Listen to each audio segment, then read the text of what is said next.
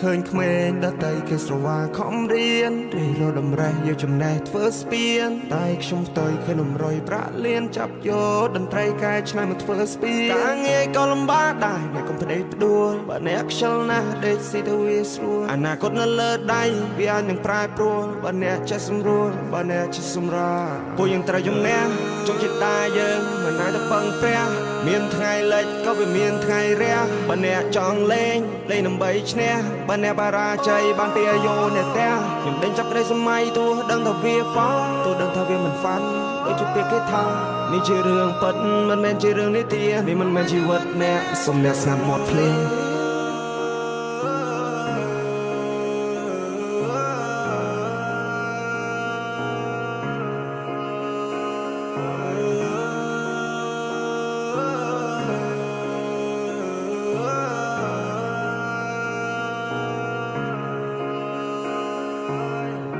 ទីកន្លែងដែលมันធ្លាប់មកត្រូវផ្ដើមសារថ្មីក៏មិនຕົកសោកអស់មហិច្ឆតាតាំងពីផ្ទះមកសច្ចាខ្លួនអញបានដួលក្រោកចិត្តធំចេញក្រៅទាំងនៅមេឃក្តៅចង់ដើរផ្សងព្រេងក៏មកជីវិតបោកបៀមទុកយ៉ាងណាក៏នៅតែទ្រាំព្រោះចិត្តចង់រកលុយតាំងពីក្មេងទឹកភ្នែកស្រកចោះអាណិតខ្លួនឯង300គីឡូម៉ែត្រខ្ញុំត្រូវខំសាងតំណែងដល់ដីថ្មីគ្មានអ្នកគេស្គាល់ត្រូវកសាងគេឈ្មោះចាំងចែងលើលោកនេះមិនមែនលំបាកតែឯងលទ្ធផលនឹងតបស្នងស្ដាយស្ដាយបើសិនជាអ្នកខំប្រឹង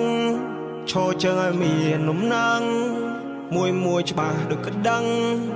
ភាពក្រលំបាកខ្ញុំហឹងជីវិតគ្មាន control អាល់យើងជាម្ចាស់កប៉ាល់ខ្ញុំប្រាសំលេងវាយភ្លេងដូចជាអ្នកបដាល់គ្មានឧបសគ្គណាអាចធ្វើឲ្យខ្ញុំចាល់ជីវិតនេះខ្ញុំរលេងបលលេងដូចជាបាល់ខ្ញុំជាក្មេងម្នាក់ដែលខុសពីគេជួយចិត្តយកឧបករណ៍ភ្លេងយកមកលេងទោះអ្នកដទៃគេមើលមកខ្ញុំឃើញផ្សេងតែនេះគឺជាខ្ញុំមិនជួយចិត្តសំដែងមិនជួយចិត្តខ្លាញ់ខ្លាយជួយចិត្តសាសនាដែរឲ្យគ្រួសារ surprise នេះជាការពិត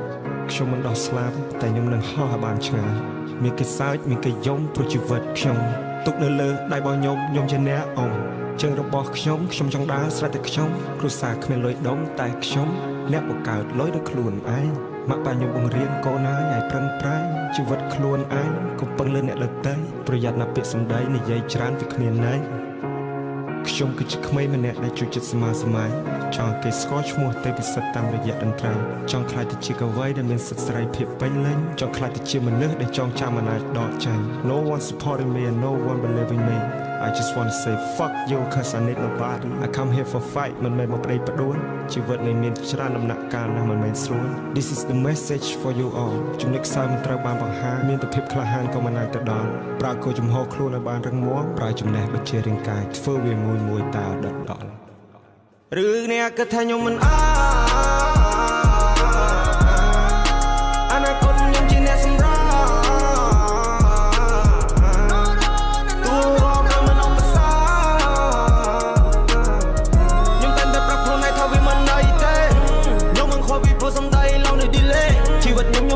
មិនមែនសម្រេចលើមាត់គេហៅខ្ញុំមកក្មេងលេខ1ណាបតខ្ញុំអត់ថប់ឃើញទេពេលនេះខ្ញុំស៊ីដេកលេងព្រួយខ្ញុំចាប់បិទមាត់ប៉ុននេះសោះណាធុញទ្រាន់នឹងជីវិតខ្ញុំធ្វើអ្វីមិនទាន់ស្គាល់ខ្ញុំពុកកុំមួនសន្មត់ក៏របៀបសំដីគ្រប់យ៉ាងដែលអ្នកឃើញសិតតែខ្ញុំកំណត់